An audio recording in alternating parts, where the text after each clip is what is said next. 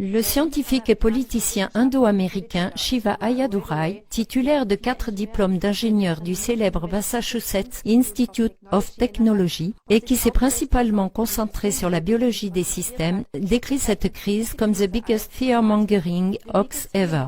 En français, le plus grand canular générateur de peur de tous les temps. Il confirme cette affirmation en comparant le nombre de décès dus au Covid-19 avec le nombre de décès aux États-Unis attribuables au diabète, aux maladies cardiovasculaires et à d'autres maladies immunosuppressives. Monsieur Ayyadurai, convaincu que seule une approche holistique et des soins particuliers du système immunitaire peuvent être la réponse à cette épidémie et à celles qui sont à venir. D'après lui, la théorie selon laquelle les bactéries ou les virus peuvent tuer les humains est tout simplement fausse. De plus en plus de personnes vivent en bonne santé et comprennent que les médicaments sont toxiques. L'industrie pharmaceutique s'en rend également compte car ses bénéfices diminuent. C'est pourquoi l'industrie pharmaceutique se concentre maintenant sur la production de vaccins et ouvre un nouveau secteur d'activité avec la maladie du coronavirus. La conclusion de Shiva Ayyadurai est la suivante. De nombreux médecins et scientifiques pendant la crise du coronavirus ne disent plus la vérité, mais préfèrent ramper par crainte de perdre leur emploi et de ne plus pouvoir nourrir leur famille. Mais maintenant, écoutez l'interview de la chaîne de télévision La Part Manquante que Yasmine Kozubek a réalisée avec Shiva Ayyadurai. Docteur Shiva, vous êtes biologiste systémique et vous avez obtenu plusieurs diplômes d'ingénieur au MIT avec une spécialisation en bio-ingénierie. Ce sujet n'existait pas il y a 20 ans. Que pouvez-vous donc apporter à la discussion sur le coronavirus que nous n'avons pas entendu de la part des virologues ou des épidémiologistes?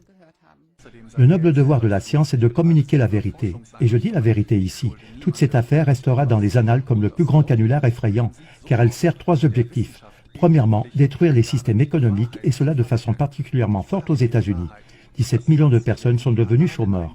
Nous voyons également les plans sans équivoque de Big Pharma, de l'OMS et des services de lutte contre l'épidémie, qui visent à rendre les traitements médicamenteux obligatoires.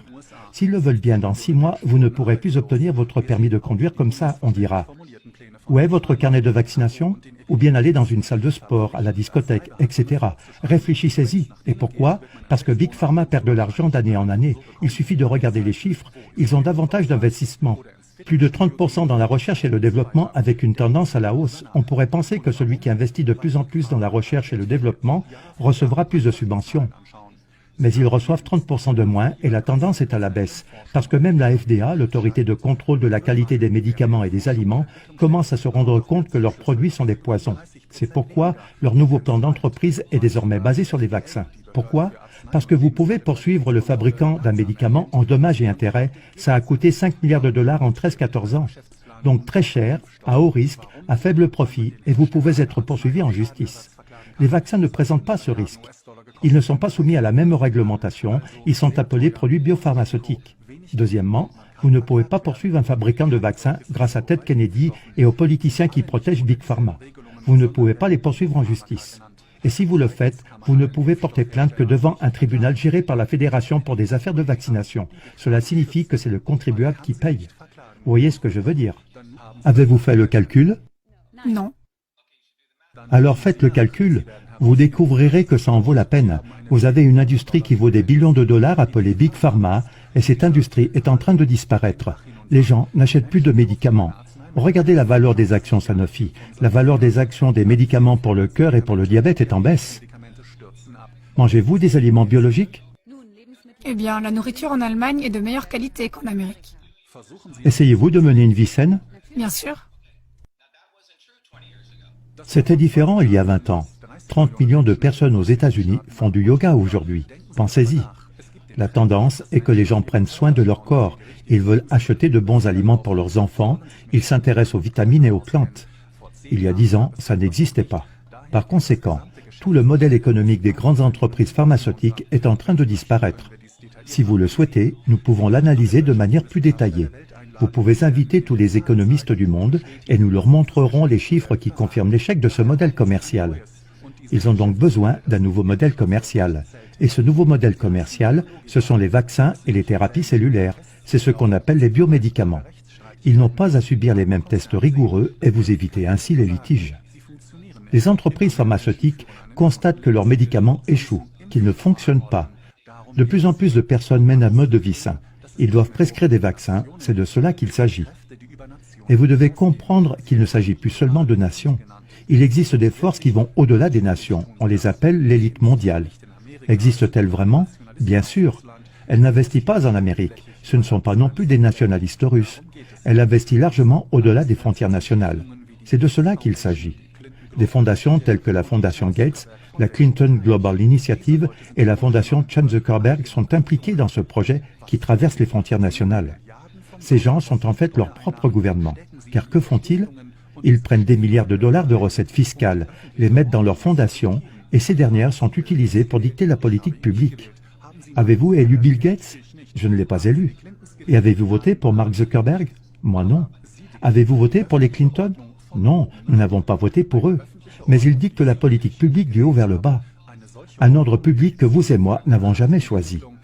Un tel ordre veut que les objectifs de développement durable adoptés en 2015 soient une utopie. Vous devrez y lire l'agenda 2030, qui stipule que tout le monde doit être vacciné pour réaliser cette utopie fictive. Et savez-vous qui a soutenu cette initiative? La Fédération internationale des associations et fabricants de produits pharmaceutiques. À sa tête se trouvent Roche, Eli Lilly et Shionogi Seiyaku.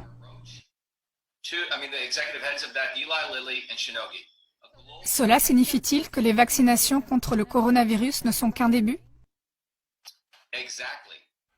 Exactement, vous avez mis le doigt sur le problème. C'est le début d'un tout nouveau modèle médical, c'est une approche du haut vers le bas. Pensez à ce qui se passera en septembre de l'année prochaine. Les préparatifs sont déjà en cours.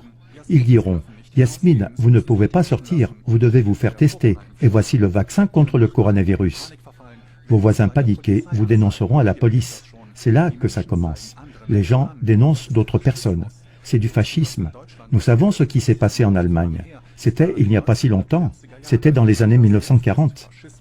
Maintenant, c'est le fascisme 2020 et c'est comme ça que ça se passe. Des voisins appellent la police pour dénoncer d'autres personnes sur la base d'une fiction, sur un concept fictif du système immunitaire.